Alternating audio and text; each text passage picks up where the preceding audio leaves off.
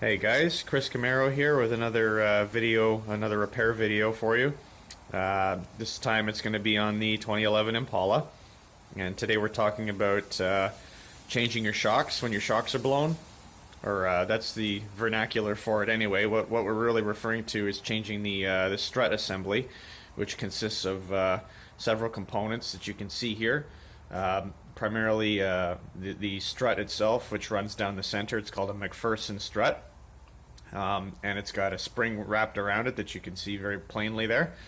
And this particular supplier, Monroe, which is a very, very common and long-standing supplier of strut assemblies, they manufacture something called a quick strut, and you can see that on the box. And all that means is that it's a very conveniently designed and engineered sub-assembly, which is to say that all the necessary components are already included for you, so that you can basically just minimize the amount of work for the mechanic by simply removing an entire subassembly and swapping it out for this unit here. The function of this component is to provide damping when you go over bumps, which is to say, you know, when you go over potholes, gravel roads, anything that's uneven on the road. The tires absorb some of that shock, but most of it gets transmitted through the tires, through the wheels. All that shock is going to go through that and end up in the chassis of the car where you're sitting, and you're going to feel all of that vibration from the road, which is obviously bad. It's bad for the car because vibrations tend to shake things loose and cause them to break. It's also bad for the driver because it's extremely uncomfortable and could even cause injury if there's no suspension at all. So the strut assembly provides two functions. The Macpherson strut running down the center that you can see here, you can see that black boot and that steel shaft coming out of it. That's the strut that's the strut itself. So inside there is basically a piston, and as the vehicle goes over a bump, the piston will move in and out, and the fluid that's in the middle of the piston will have resistance being compressed, and that resistance translates into it absorbs the energy of the shock and turns it into heat, basically. So it responds according to the velocity of the shaft. So the faster the shaft moves through it, the more resistance it provides, and converts that into heat, and that basically removes a lot of the energy of the vibration. The job of the spring is to return the vehicle to its original position. So obviously when you go over a bump, the bump is higher than the rest of the road, so that when the wheel goes over the bump, the wheel goes up, but the wheel goes up immediately, and the rest of the car tends to follow a little bit later. So there's a bit of a lag because the wheel is so much lighter than the mass of the car. So you want that difference in displacement to be accommodated by the strut. So the strut will absorb the energy, the spring will compress slightly, and then the job of the spring is to then expand again and return the wheel to its original position, so that when you go over the bump, the wheel goes back to its nominal position again. So that's sort of the theory behind shocks, and the shock itself is mounted at two locations. The tire is attached to the wheel's attached to the drive axle, and the drive axle's coming out of your differential. And that is like one big moving linkage, and that will move around as you go over bumps.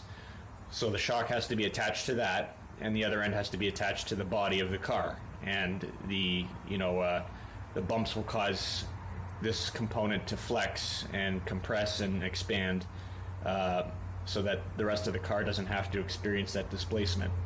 So I've gone and purchased this in advance because I happen to know where the noise is coming from in the vehicle and which strut needs to be replaced.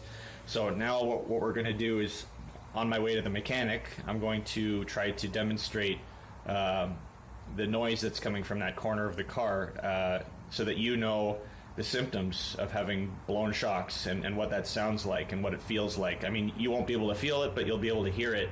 And if you've got something similar like this, like a similar sound in your car, you'll identify that, and you'll understand that component is faulty, perhaps. So I'm not too sure how the volume is going to be, but I'll do my best to go over something bumpy so that you can hear the. Actually, it just happened. I'm trying to simulate the sound that you hear when you go over bumps with worn or damaged shocks. So bear with me here. We'll just drive a little bit. I'll see if I can do it a few times.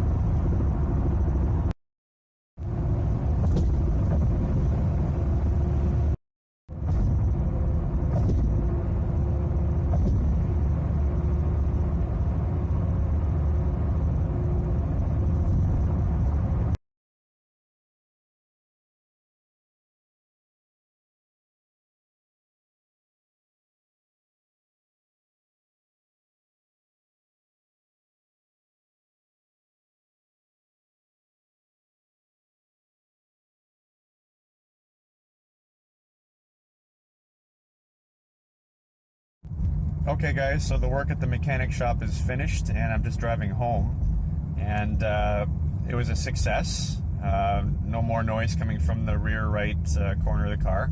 So I guess I guessed which component was faulty, and the replacement went well.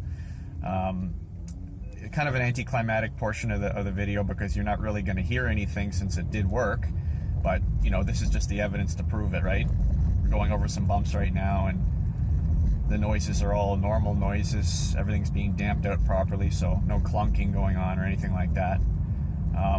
Just wanted to let you know that the part that I bought, that quick strut, it was about $100 Canadian, plus taxes and shipping, obviously.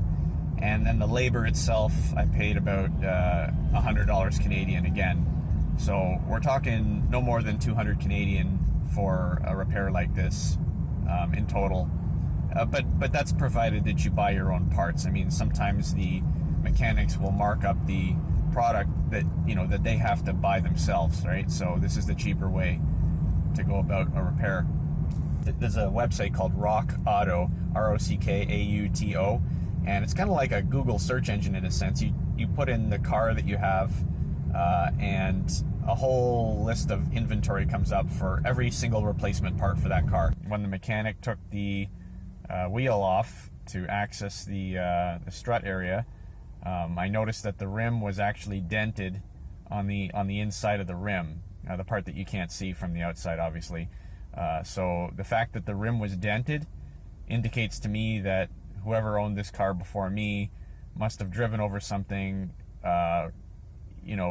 powerful enough to dent the rim. They must have gone through a huge pothole or over a huge speed bump, or maybe run over the curb or something like that, which tends to, if you run over it at high enough speed and if it's deep enough, you could very easily dent the rim, and then that's the evidence that's left behind to indicate that somebody did that, right? And that's the kind of event that could cause damage to your suspension.